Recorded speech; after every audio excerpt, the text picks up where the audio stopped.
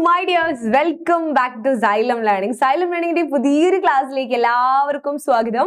എന്തായാലും ഓണ പരീക്ഷയൊക്കെ കഴിഞ്ഞു, അടിപൊളിയായിട്ട് പരീക്ഷയൊക്കെ എഴുതിയിട്ടുണ്ട് എന്ന് വിചാരിക്കണോ? പക്ഷെ ചില വിഷയങ്ങളൊക്കെ നിങ്ങൾക്ക് ബുദ്ധിമുട്ടായിരുന്നു അല്ലേ?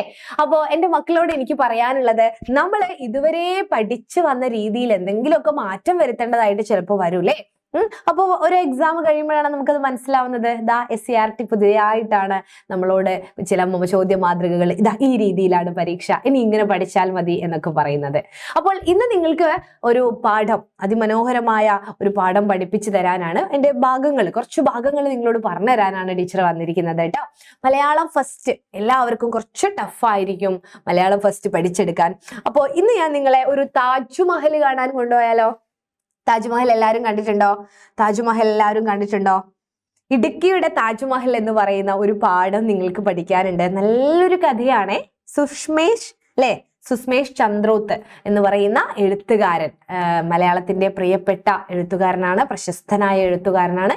അദ്ദേഹത്തിന്റെ ഇടുക്കിയുടെ താജ്മഹൽ ഇടുക്കിയിലാണോ? ഇടുക്കി നമ്മുടെ കേരളത്തിലെ ഒരു ജില്ലയാണ് അല്ലെ? ഇടുക്കി, മനോഹരമായ മിടുക്കിയായ ഇടുക്കി, പാട്ടിലൊക്കെ നമ്മൾ കേട്ടിട്ടുണ്ട്. അപ്പൊ ഈ താജ്മഹൽ ഏതാണ്? വേറൊരു താജ്മഹലിനെ പറ്റി നിങ്ങൾ കേട്ടിട്ടുണ്ട്. അതെവിടെയുള്ള താജ്മഹലാ? അങ്ങ് ആഗ്രയിലുള്ള താജ്മഹലിനെ പറ്റി അല്ലേ? കേട്ടിട്ടില്ലേ? അതിന്റെ കഥകളൊക്കെ നിങ്ങൾക്ക് അറിയാവുന്നതാണ്.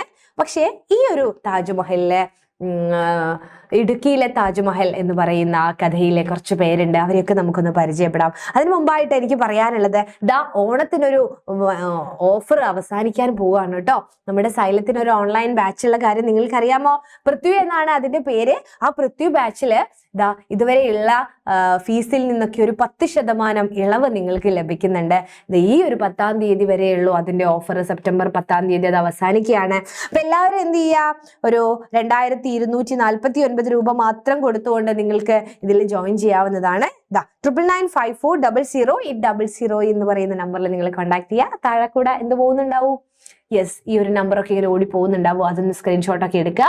എന്നിട്ട് കോൾ ചെയ്തിട്ട് നിങ്ങളുടെ സംശയങ്ങളൊക്കെ ഒന്ന് വിളിച്ച് ചോദിക്കുക. നമ്മുടെ ബാച്ചിൽ ജോയിൻ ചെയ്യുക. ഇവിടെ നോക്കൂ, നമ്മൾ പറഞ്ഞു ഇടുക്കിയിലെ താജ്മഹൽ എന്ന് പറയുന്ന ഈ ഒരു കഥയില്, സുസ്മേഷ് ചന്ദ്രോത്ത് എഴുതിയ ഈ ഒരു കഥയില് ആരൊക്കെയാ ഉള്ളത് എന്ന് നമുക്കൊന്ന് അറിഞ്ഞാലോ? അഖിൽ, നിങ്ങളുടെ കൂട്ടത്തിൽ ആരെങ്കിലും അഖിലുണ്ടോ? അഖിൽ അല്ലേ? അഖിലാണ് പിന്നെ ഒന്നുള്ളത്. പിന്നെ സഹോദരിയായ അമ്മു ഉണ്ട്, അച്ഛൻ രാജനുണ്ട്, അമ്മയുണ്ട്. അപ്പൊ മനോഹരമായ ഒരു കുടുംബത്തിന്റെ കഥയാണ് ഇവിടെ പറയുന്നത്. ഇത് നോക്കിയേ, നല്ല അടിപൊളി ഒരു സ്ഥലത്താണ് ഈ വീട് നിൽക്കുന്നത് അല്ലേ?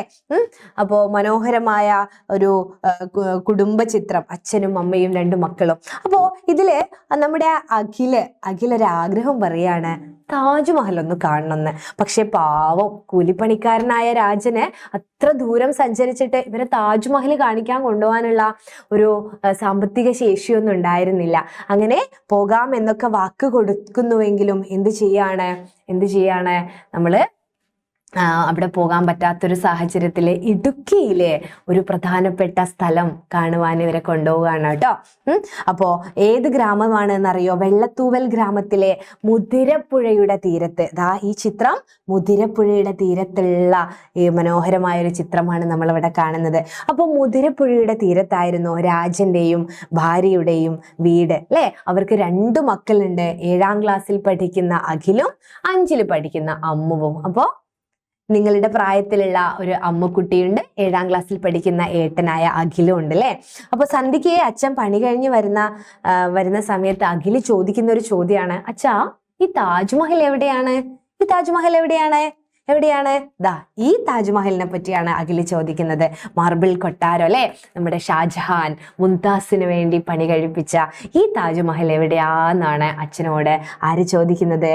അഖില് ചോദിക്കുന്നത്. ശരിക്കും താജ്മഹൽ എവിടെയാ നിങ്ങൾക്കറിയാമോ? ആഗ്രയിലെ യമുനാ നദിയുടെ തെക്കൻ തീരത്താണ് ഈ ഒരു വെളുത്ത മാർബിൾ കൊണ്ട് നിർമ്മിച്ച താജ്മഹൽ സ്ഥിതി ചെയ്യുന്നത് കേട്ടോ. ഈ താജ്മഹലിന്റെ പ്രത്യേകത എന്താണ്? ലോകത്തിലെ 7 അത്ഭുതങ്ങളിൽ ഒന്നാണ് താജ്മഹൽ അല്ലെ? മുഗൾ ചക്രവർത്തിയായ ഷാജഹാൻ തൻ്റെ പ്രിയ പത്നിയായ ആർക്ക് വേണ്ടിയിട്ട്? മുംതാസിന്റെ ഓർമ്മയ്ക്ക് വേണ്ടിയിട്ടാണ് ഈ താജ്മഹൽ പണി കഴിപ്പിച്ചത്. 10,000-കണക്കിന് തൊഴിലാളികളാണ് ഇതിനു വേണ്ടിയിട്ട് പണി ചെയ്തത് കേട്ടോ. അപ്പോ ഷാജഹാന്റെ മൂന്നാമത്തെ ഭാര്യയായിരുന്നു പോലും മുംതാസ്. മുംതാസ് മഹലിന് വേണ്ടിയിട്ടാണ് ഈ ഒരു താജ്മഹൽ പണി കഴിപ്പിച്ചത് എന്നാണ് പറയുന്നത്. അപ്പോ ഈ താജ്മഹൽ അല്ല നമ്മുടെ പാഠത്തിലെ താജ്മഹൽ. പക്ഷേ ഈ താജ്മഹലിൽ പോണം എന്നാണ് ആരുടെ ആഗ്രഹം? അഖിലിന്റെ ആഗ്രഹം. അച്ഛാ, എനിക്ക് താജ്മഹൽ കാണണം, ഞങ്ങൾ ഒരു ദിവസം അവിടെ കൊണ്ടുപോവോ എന്ന് ആര് ചോദിക്കുകയാണ്? അഖില് അച്ഛനോട് ചോദിക്കുകയാണ് അല്ലെ. അപ്പോ നല്ല ഇടുക്കിയിലെ മനോഹരമായ ഈ ഒരു ഗ്രാമത്തിൽ നിന്ന് അത്ര ദൂരെയുള്ള ആഗ്രയിലേക്ക് പോകാനുള്ള സാമ്പത്തിക ശേഷി ആർക്കുണ്ടായിരുന്നില്ല? രാജനുണ്ടായിരുന്നില്ല. കൃഷിക്കാരാണ് അവിടെ ഉള്ളത് കൂടുതലും. അപ്പോ രാജൻ എന്ത് ചെയ്തു? അടുത്ത വെക്കേഷന് താജ്മഹൽ കാണിക്കാൻ കൊണ്ടുപോകുമോ എന്ന് അച്ഛനോട് ചോദിച്ചപ്പോ, നന്നായി പഠിച്ചാൽ വേനൽപ്പൂട്ടിന് നമ്മൾ താജ്മഹൽ കാണാൻ പോകും. അച്ഛൻ വെറുതെ ഒരു മോഹം അങ്ങോട്ട് കൊടുക്കുകയാണ് അല്ലെ. ആന കൊടുത്താലും ആശ കൊടുക്കരുത് എന്ന് നമ്മളൊക്കെ പറയാറുണ്ട്. എന്താണ്? കുട്ടിക്കൊരു ആശയാവുകയാണ് അല്ലെ. അപ്പൊ വേനൽപ്പൂട്ടിന് അച്ഛനോട് ഇതൊക്കെ മറന്നു പോകും എന്നാണ് ആര് വിചാരിക്കുന്നത്? നമ്മുടെ അച്ഛൻ വിചാരിക്കുന്നത്. ഈ കുട്ടികളോട് ഇതങ്ങ് മറന്നു പോകുന്നു. പക്ഷെ എന്ത് ചെയ്തില്ല? മറന്നു പോയില്ല. അപ്പോ ഈ ഒരു വാക്ക് അഖിലിന് വലിയ സന്തോഷം ഉണ്ടാക്കി. അവൻ താജ്മഹലിനെ സ്വപ്നം കാണാൻ തുടങ്ങി. കിട്ടാവുന്നിടത്ത് ഇതെല്ലാം താജ്മഹലിന്റെ ഫോട്ടോ കളക്ട് ചെയ്തു. അപ്പൊ ഷാജഹാന്റെ ഭാര്യയായ മുംതാസ് മഹലിന്റെയും കഥകള് അവൻ ശേഖരിച്ചു. ഈ കുട്ടിക്ക് ഇതിനോട് വല്ലാത്തൊരു ഇഷ്ടം തോന്നുകയാണ്, താജ്മഹലിനോടും അതിന്റെ കഥകളൊക്കെ അറിയാൻ വേണ്ടിയിട്ട്. അപ്പൊ സ്കൂൾ വിട്ട് വന്ന് അമ്മയോടും അനിയത്തിയോടും അതൊക്കെ വർണ്ണിച്ച് പറയുകയും ചെയ്ത് അവന് പലരോടും ചോദിച്ചും അറിഞ്ഞും ഒക്കെ മനസ്സിലാക്കുകയാണ് താജ്മഹലിനെ കുറിച്ചിട്ടാ. അപ്പൊ ഈ താജ്മഹൽ ഇതാണ്. ഇനി നമ്മുടെ താജ്മഹൽ എവിടെയാണ്? നമുക്ക് നോക്കാം. എന്ത് ചെയ്യാണ്? സ്കൂളൊക്കെ അടച്ച് പിറ്റേന്ന് രാവിലെ അഖിൽ അച്ഛനോട് ചോദിക്കാണ്, എപ്പോഴാ അച്ഛാ നമ്മൾ താജ്മഹലിൽ പോവാന്ന്? അച്ഛൻ വിചാരിച്ചത് മറന്നുപോയിന്ന്. പക്ഷെ മറന്നുപോയിട്ടൊന്നും ഉണ്ടായിരുന്നില്ല അല്ലെ. എപ്പോഴാ അച്ഛാ നമ്മൾ താജ്മഹൽ കാണാൻ പോവാന്ന്? രാജൻ ഞെട്ടിപ്പോവാണ്. ഇത്രയും കാലം കൊണ്ട് അവരത് മറന്നിട്ടില്ല എന്ന് അച്ഛൻ മനസ്സിലാക്കുകയാണ്. അപ്പോ എന്ത് ചെയ്യാണ്? കൂലിപ്പണിക്കാരന്റെ സ്വപ്നത്തിൽ പോലും സാധിക്കാത്തൊരു കാര്യമാണ് ഈ ഒരു താജ്മഹൽ യാത്ര എന്ന് അച്ഛൻ തിരിച്ച് മനസ്സിലാക്കിയിട്ട് കുട്ടികളോട് പറയാണ്, മോനെ, അവിടം വരെ പോയി വരാൻ ഒരുപാട് കാശ് വേണം. ഇക്കൊല്ലം നമുക്കതിന് കഴിയുമോ എന്ന് അറിയില്ല. അടുത്ത വർഷം എന്തായാലും. അഖിൽ മറുത്തൊന്നും പറഞ്ഞില്ല. അച്ഛൻ്റെ കയ്യിൽ കാശില്ല. അഖിൽ മനസ്സിലാക്കി. നിങ്ങളും അങ്ങനെ മനസ്സിലാക്കണം കേട്ടോ. കാശുണ്ടെങ്കിൽ അച്ഛന് യാത്ര പോകുമായിരുന്നു. ചിലപ്പോൾ നാട്ടില് പണികൾ വല്ലാതെ കുറയും, പണികളൊന്നും ഇല്ലാതാവും. സാധാരണ കൂലിപ്പണിക്കാരനാണ് അല്ലെ, കൃഷിക്കാരനാണ്. അപ്പോ അതൊക്കെ സങ്കടത്തോടെ അച്ഛനും അമ്മയും പറയുന്നത് അവൻ കേൾക്കാറുണ്ട്. അപ്പോ അഖിലിന് മനസ്സിലാവുകയാണ് തൻ്റെ അച്ഛൻ്റെ കയ്യിൽ കാശില്ല എന്ന്. അപ്പോൾ അച്ഛൻ നിങ്ങൾക്ക് നമ്മുടെ ജില്ലയിലെ താജ്മഹൽ കാണിച്ചു തരാൻ പോകുന്നു. അപ്പൊ നമ്മുടെ ജില്ലയിൽ താജ്മഹലോ? ഇടുക്കിയിൽ എവിടെയാ താജ്മഹൽ എന്നായി അഖിലിന് അത്ഭുതം അല്ലെ. അപ്പോൾ ഇടുക്കിയിലെ താജ്മഹൽ എവിടെയാണ് എന്ന് നിങ്ങൾക്ക് മനസ്സിലായോ? ഇടുക്കിയുടെ താജ്മഹൽ ഏതാണ്? ഇടുക്കിയുടെ താജ്മഹലാണ് പിന്നീട് അച്ഛൻ ഇവരെ കാണിക്കാൻ കൊണ്ടുപോയത്. ഇതാണ് ഇടുക്കിയുടെ താജ്മഹൽ. ഏതാണ് മക്കളെ? ഇത് ഇടുക്കിയുടെ അണക്കെട്ടാണ്. അപ്പോൾ അമ്മയ്ക്ക് സന്തോഷമായി. അമ്മ പുഞ്ചിരി തൂകുകയാണ്. അഖിലെ ഈ ഒരു സ്ഥലത്തേക്ക് ഇവിടെ കൊണ്ടുപോയ സമയത്ത് ആദ്യം സങ്കടമൊക്കെ ഉണ്ടായിരുന്നെങ്കിലും പക്ഷെ ഇത് കണ്ട സമയത്ത് ഇതൊരു അത്ഭുതമാണ് അല്ലേ. ഇടുക്കി അണക്കെട്ടിനെ പറ്റി നിങ്ങൾ കേട്ടിട്ടില്ലേ? അപ്പോൾ ഈ ഒരു അണക്കെട്ട് കാണാനാണ് ഇവര് പോയത്. അപ്പോൾ ഇതിന്റെ മനോഹരമായ കാര്യങ്ങൾ എന്താണ് ഇതിൽ വർണ്ണിച്ചിട്ടുണ്ട്.